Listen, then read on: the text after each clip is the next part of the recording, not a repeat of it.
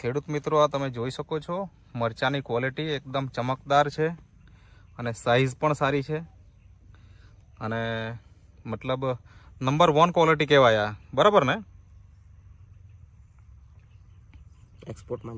એક્સપોર્ટમાં જાય છે આ.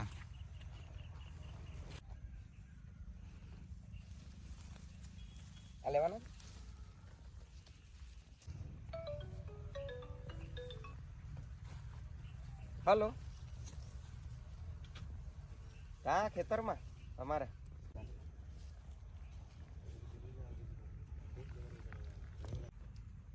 ऐसी पाइप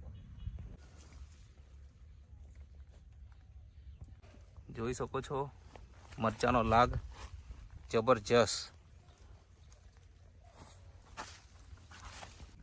બધા જ છોડ ઉપર તમે એક સરખું રિઝલ્ટ જોઈ શકો છો.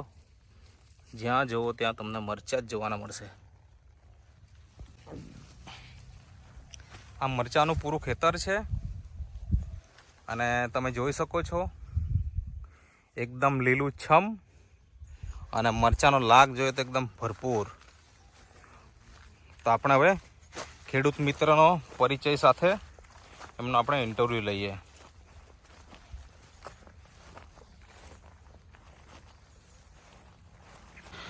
નમસ્કાર ખેડૂત મિત્રો, આજે આપણે એક એવા ખેડૂત મિત્રનો ઇન્ટરવ્યૂ લેવા માટે જઈ રહ્યા છે કે જેમને ત્યાં આજે ખેતરની અંદર મરચાંની ખેતી કરી છે, બરાબર?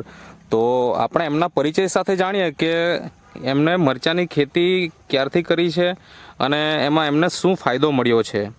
તો સૌપ્રથમ તમારો પરિચય આપજો. શું નામ છે તમારું? उमेशभाई. ઉમેશભાઈ. પૂરું નામ? उमेशभाई गनुभाई पटेल. ઉમેશભાઈ ગનુભાઈ પટેલ. અને મતલબ ગામ તમારું? वेलवाज. વેલવાજ. એટલે તાલુકો કયો કહેવાય? वलसाड. વલસાડ. અને જિલ્લો વલસાડ. वलसाड. હા. હવે મને તમે એ જણાવો કે આપણે અત્યારે તમારા ખેતરમાં ઊભા છે, તો આ ખેતર તમારું પોતાનું છે કે કેવું? આ બીજા ભાઈની જગ્યા છે. ઓકે, બીજા ભાઈની જગ્યા છે, તેમાં તમે ખેતી કરી છે. ઓકે. તો આ મરચાંની જે ખેતી કરો છો એ કેટલા સમયથી તમે મતલબ ચાલુ કરી? 5-6 વર્ષથી કરીએ છીએ. 6 વર્ષથી. હા. બરાબર. તો આ વર્ષે અને જે 6 વર્ષની જે વાત કરીએ તો એમાં ડિફરન્સ શું તમને દેખાય? મતલબ પહેલી વસ્તુ તો એ જાણવા માંગીશ કે આની જાત કઈ છે? ગૌરી છે. ગૌરી. હા. પહેલાના સમયમાં કયું તમે બિયારણ નાખતા? ગૌરી પણ નાખતા ને ઈગલ પણ નાખતા. હા. ગૌરીનું ઉત્પાદન સારું મળે છે. હા, એટલે આ વર્ષે તમે ગૌરી નું મતલબ બિયારણ નાખેલું છે. તો મને એ જણાવો કે દર વર્ષે જે તમે ખેતી કરો છો તે અને આ વર્ષની ખેતીમાં શું ફેરફાર દેખાય તમને? આ વર્ષે ઉત્પાદન પણ સારું દેખાતું છે અને પાકમાં બહુ રોગ કે એવું લાગેલું નહીં. બરાબર છે. અત્યારે આમ જોવા જાય તો વરસાદ તો અત્યાર સુધી આવ્યો, બરાબર ને? હા. અને વરસાદનું વાતાવરણ હોય તો ખેતીને નુકસાનકારક હોય, હા. ખાસ કરીને આ શાકભાજીમાં, હા. બરાબર ને? ડાંગર કે એવું હોય એમાં કઈ વાંધો નથી આવતો, પણ આ જે ખાસ કરીને જે શાકભાજીની ખેતી છે એની અંદર ઘણું બધું નુકસાન થતું હોય. હા. તો મને એ જણાવો કે આ અત્યારે જે મરચાના છોડ છે કેટલા મહિના થઈ ગયા છે? એ 1 ઓગસ્ટે અમે રોપણી ચાલુ કરી હતી. હા, મતલબ અત્યારે જોવા જઈએ તો ઓક્ટોબર ચાલે છે, બરાબર ને? તો ઓગસ્ટ, સપ્ટેમ્બર, ઓક્ટોબર, મતલબ લગભગ 2 મહિના થયા, હા. બરાબર ને? હા, 2-2.5 મહિના થઈ. 2-2.5 મહિના થઈ ગયા. તો 2.5 મહિનાની અંદર કેટલી વખત તમે તોડ લીધી કે હજુ કેવું છે એમ? 3 તોડ થઈ ગઈ છે. 3 તોડ થઈ ગઈ. હા. તો કેટલા દિવસ પછી તમે પહેલી તોડ લીધેલી? પહેલી તોડ અમે 1.5 મહિનામાં લીધી હતી. 1.5 મહિનાની અંદર, બરાબર છે. તો તમે શરૂઆતથી ટ્રીટમેન્ટ આની અંદર શું કરી? થોડીક એ વાત કરો. ટ્રીટમેન્ટમાં તો વરસાદના વાતાવરણમાં ફૂગનાશક દવા વધારે પડતી રેડવી પડતી હોય છે. હા. અને બીજી પણ બધી કાળજી રાખવી પડતી હોય છે. હા. શરૂઆતમાં વધારે પડતા ખાતરનો ઉપયોગ કરવાથી પણ છોડને નુકસાન થતું હોય છે. બરાબર છે. એટલા માટે અમે શરૂઆતમાં તો આ બકરીવાળું જે ખાતર હોય એનો ઉપયોગ વધારે પડતો કરતા હોઈએ છીએ. બકરીની લીંડીનો ઉપયોગ કર્યો. હા.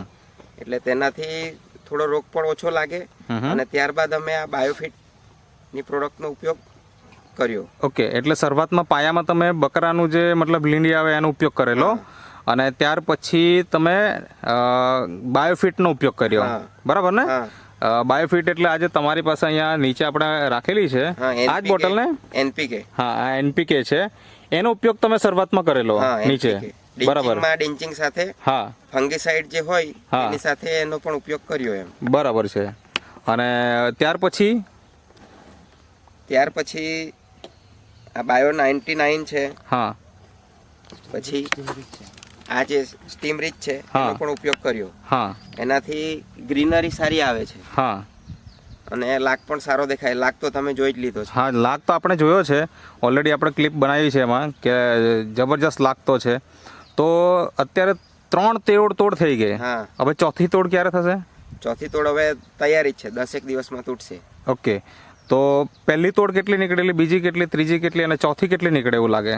પહેલી વાર અમારે આમ 20,000 ની આસપાસ છોડ છે, હા તેમાંથી અમને પહેલી વાર 15 મણ જેટલા નીકળ્યા હતા. ઓકે. બીજી તોડમાં 100 ની ઉપર નીકળી ગયા હતા હા હા અને ત્રીજીમાં 250 ની આસપાસ ઓકે નીકળ્યા હતા. હવે પછી 300 મણની આસપાસ નીકળશે. ઓકે, મતલબ પહેલી તોડ જે હતી એ કેટલી કીધી તમે? 15 મણ. 15 મણ. ત્યાર પછી 100 ની ઉપર, 100 ની ઉપર, પછી 150. 150. હા, બીજી વાર ત્રીજી વખત 250, હા, 250, ત્રીજી વખત 250 અને હવે 300 ઉપર નીકળી 300 ની ઉપર નીકળી જશે. બરાબર છે, કારણ કે ઉત્પાદન જ એટલું, મતલબ લાગ જ અત્યારે જોરદાર એટલો દેખાઈ રહ્યો છે કે એ 100% ગેરંટી છે કે મતલબ 300 ની ઉપર તો નીકળવાનું જ છે, વધી પણ શકે. હા. બરાબર ને? હા.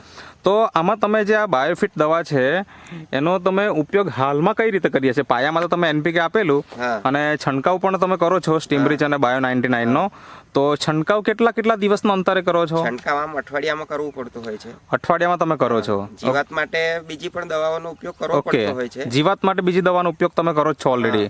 અને એ સિવાય બીજી કોઈ એ સિવાય તો પછી થોડું ઘણું ખાતર પણ બીજું રાસાયણિક ખાતરનો ઉપયોગ કરો છો? ખાતરનો પણ ઉપયોગ કરીએ છીએ. બરાબર છે, પણ જે વધારે માત્રામાં ઉપયોગ કરવો પડે એવું નહીં ને? એવું નહીં, હા, ઓછી માત્રામાં વધારે ઉત્પાદન મળી જતું હોય. હા, મતલબ જે રાસાયણિક ખાતરનો આપણે વધારે ઉપયોગ કરતા હોય એટલો ઉપયોગ કરવાની જરૂર નથી નથી રહેતી. આ બાયોફિટ દવા ઉપયોગ કરવાના કારણે. તો આ બાયોફિટ દવાના કારણે તમને કયા કયા ફાયદા અત્યારે દેખાઈ રહ્યા છે તમારા ખેતરમાં? કારણ કે તમે 6 વર્ષથી મરચાની ખેતી કરો છો એટલે તમને પાકો અનુભવ છે, એટલા માટે આ પ્રશ્ન પૂછું છું. એનો ઉપયોગ કરવાથી રોગ એટલો જલ્દી લાગુ પડતો નથી એમ. હા છોડ જો મજબૂત હોય તો એને વધારે પડતો રોગ લાગતા જ હા, નથી. છોડ તંદુરસ્ત હોય એટલે રોગ લાગવાની શક્યતા નથી રહેતી. બીજું ફૂટમાં કેવું છે? બીજું કે એના લીધે જે ખાતરનો વધારે પડતો ઉપયોગ કરીએ તેની દાંડી બહુ લાંબી નીકળતી હોય છે. ઓકે. પણ એનાથી આ દવાનો ઉપયોગથી દાંડી પણ ટૂંકી જ હોય છે હમ. અને લાગ પણ સારો હોય છે. એટલે દાંડી ટૂંકી હોય તો શું ફાયદો થાય? દાંડી ટૂંકી હોય તો છોડ આમ લાંબો જતો હોય, એનાથી લાગ આવતો નથી. ઓકે જ્યારે આની અંદર દાંડી ટૂંકી હોય તેનાથી ફૂટ પણ સારી હોય. ઓકે, એટલે લાંબી દાંડી હોય તો છોડ મોટો થાય પણ લાગ ઓછો હોય. ઓછો હોય. જ્યારે અહીંયા દાંડી મતલબ ઓલી દાંડી ટૂંકી હોવાના કારણે છોડ ઘટાદાર બને છે હા. અને એના કારણે ઉત્પાદનમાં આપણને ફાયદો મળે છે. મળે છે. બીજું કે ઘણી વખત ખેડૂતોને આ સમસ્યા હોય શાકભાજીમાં ખાસ કરીને કે ફૂલ ખરી જવાનું. હા. બરાબર, અને એ પણ વાદળછાયું વાતાવરણ હોય ત્યારે તો ઘણો પ્રશ્ન હોય. અત્યારે તો થોડું ખુલ્લું વાતાવરણ છે, પણ એના પહેલાના સમય મતલબ આજથી કદાચ 10-15 દિવસ પહેલાની જ વાત કરીએ તો બહુ વાદળછાયું વાતાવરણ હતું અને એમાં પણ તમે સારામાં સારું ઉત્પાદન લીધું છે. હા. તો ફૂલ ખરવાનો પ્રશ્ન કેટલો રહ્યો એમ? આમ ફૂલ એટલા બધા નથી ખરતા. નથી કરતા ને? નથી કરતા. તો આ એક બહુ મોટો ફાયદો થઈ ગયો ખેડૂત મિત્રોને. તો ખેડૂત મિત્રો તમે જોઈ શકો છો, આપણે આ ખેડૂત મિત્રની વાત સાંભળી અને એમના અનુભવ પ્રમાણે હવે આ તમે બાયોફિટ પહેલાના સમયમાં ક્યારેક વાપરેલી કે આ વખતે પહેલી વખત? પહેલી વાર વાપરી. પહેલી જ વખત વાપરી. તો તમારા અનુભવ કેવા રહ્યા? સરસ છે અનુભવ. બરાબર છે, મતલબ કે આ સિઝનમાં તમે આ બાયોફિટ વાપરવાના છો. બરાબર ને? હા, તો ખેડૂત મિત્રો તમને કદાચ પ્રશ્ન થાય, તમને મનમાં કંઈક શંકા આવે કે ભાઈ ખરેખર ખેડૂતની વાત સાચી છે કે એમના ખેતરમાં આવીને પણ તમે વિઝિટ લઈ શકો. તો આપણે એમનો પરિચય ઓલરેડી આપ્યો જ છે અને એડ્રેસ પણ આપ્યું જ છે. તમે મળવું હોય મુલાકાત પણ કરી શકો. પણ તે છતાં